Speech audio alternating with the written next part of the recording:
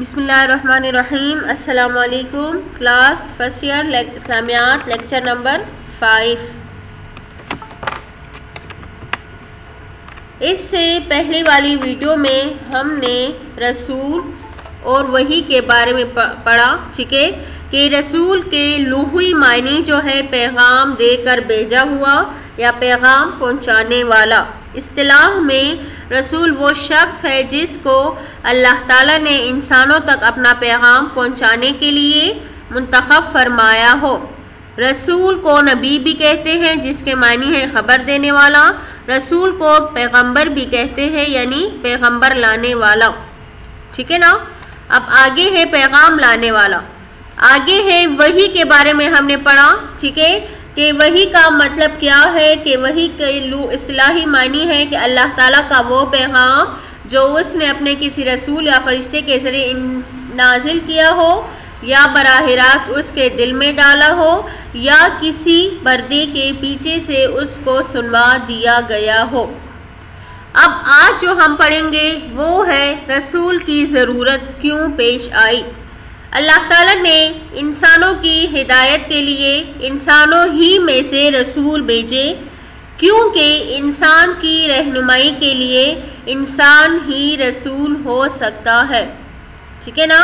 ارشاد ربانی ہے وَمَا أَرْسَلْنَا مِن قَبْلِكَ إِلَّا رِجَالًا نُوحِي إِلَيْهِمْ، ہم نے تم سے پہلے بھی جب کوئی رسول بھیجے ہیں آدمی ہی بھیجے ہیں جن کی طرف ہم اپنے پیغامات وحی کیا کرتے تھے۔ اگر تم لوگ خود نہیں جانتے تو اہل ذکر سے پوچھ لو کہ پچھلے رسولوں کو بھی ہم نے روشن نشانیاں اور کتابیں دے کر بھیجا اور اب یہ ذکر تم پر نازل کیا تاکہ تم لوگوں کے سامنے اس کی تعلیمات، تشریح اور توضیح بیان کرو جو ان کے لیے اتاری گئی ہے۔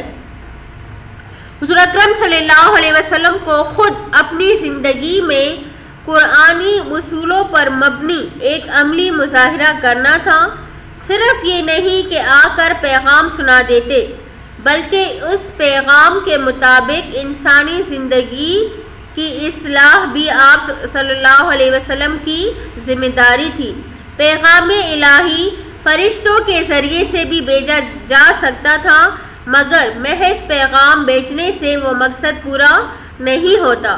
اس عظیم مقصد کی تکمیل و تفصیل کے لیے لازمی تھا کہ اس پیغمبر کو بنی نوع انسان ہی کا ایک فرد لے کر آئے جو کہ انسان کامل ہونے کے باوجود بہرحال انسان اور بشر ہو، ٹھیک ہے۔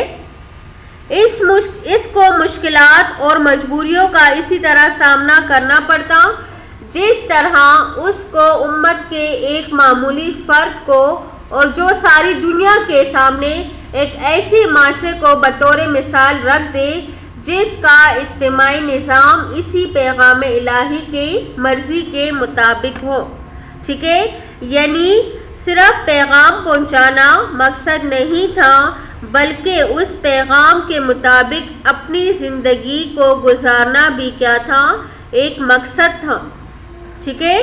اب آگے جو ہے نیچے انبیاء کی خصوصیات بیان ہو رہی ہے کہ انبیاء جو ہے ان کے خصوصیات، ان کی صفات کیا ہے، ٹھیک ہے۔ سب سے پہلے ہے بشریت۔ اللہ تعالیٰ نے انسانوں کی رہنمائی کے لیے ہمیشہ کسی انسان ہی کو پیغمبر بنا کر بھیجا، کسی جن یا فرشتے کو نہیں۔ اللہ تعالیٰ فرماتے ہیں وَمَا أَرْسَلْنَا مِن قَبْلِكَ إِلَّا رِجَالًا نُوحِي إِلَيْهِمْ، اور جتنے رسول ہم نے بھیجے ہیں وہ سب کیا تھے؟ پہلے عام انسان تھے۔ انبیاء گرچہ انسان ہوتے ہیں مگر اللہ تعالیٰ نے ان کو ایسی صفات سے نوازا ہوتا ہے جو دوسروں میں نہیں ہوتے۔ بعض لوگوں کو یہ غلط فہمی تھی کہ انسان پیغمبر نہیں ہو سکتا، پیغمبر تو کوئی فرشتہ ہونا چاہیے۔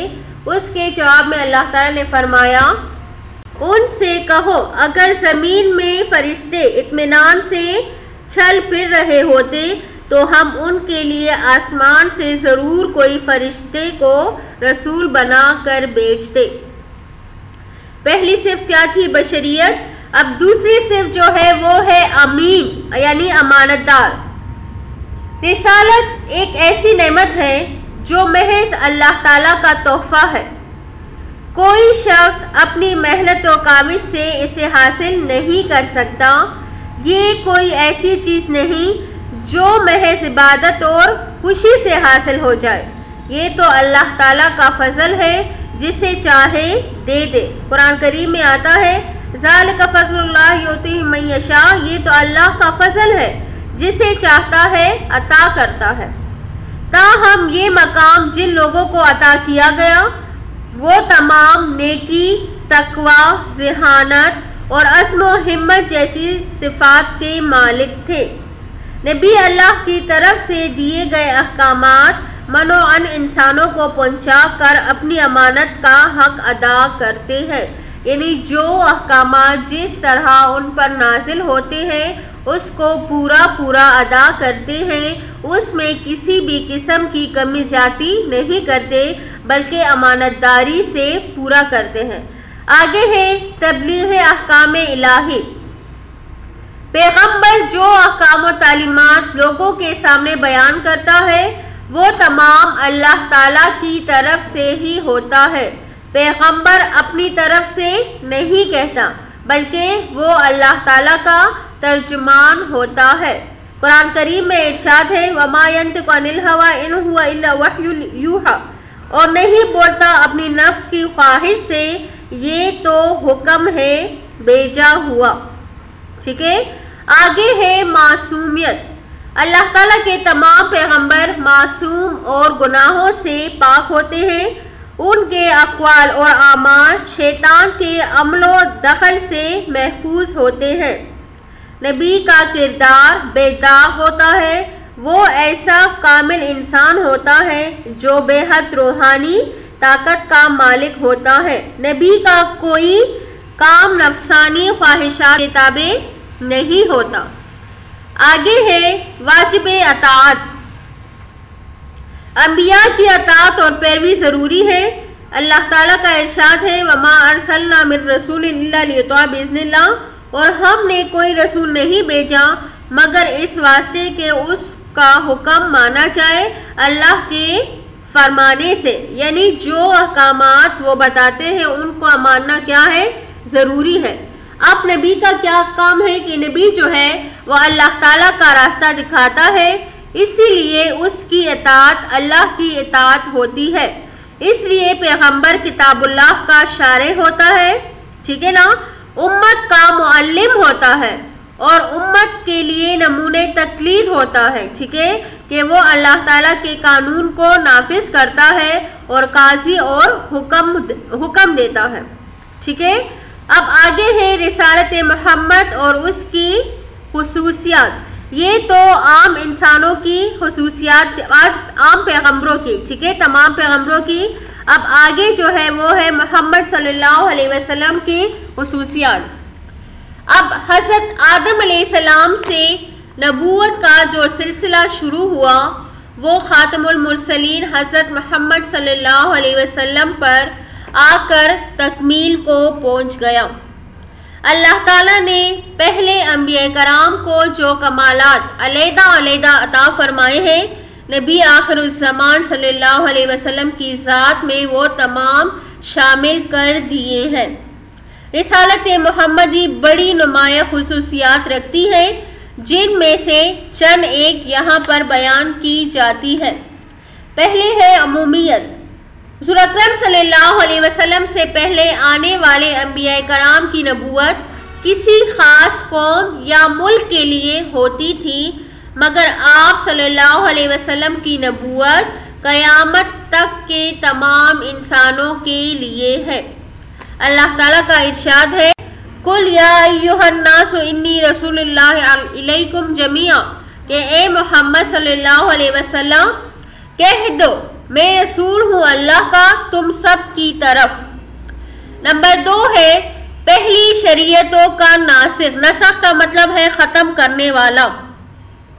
حضور اکرم صلی اللہ علیہ وسلم کی شریعت نے آپ صلی اللہ علیہ وسلم سے پہلے آنے والے انبیاء کی شریعتوں کو منسوخ کر دیا۔ اب صرف شریعت محمدی پر عمل کیا جائے گا۔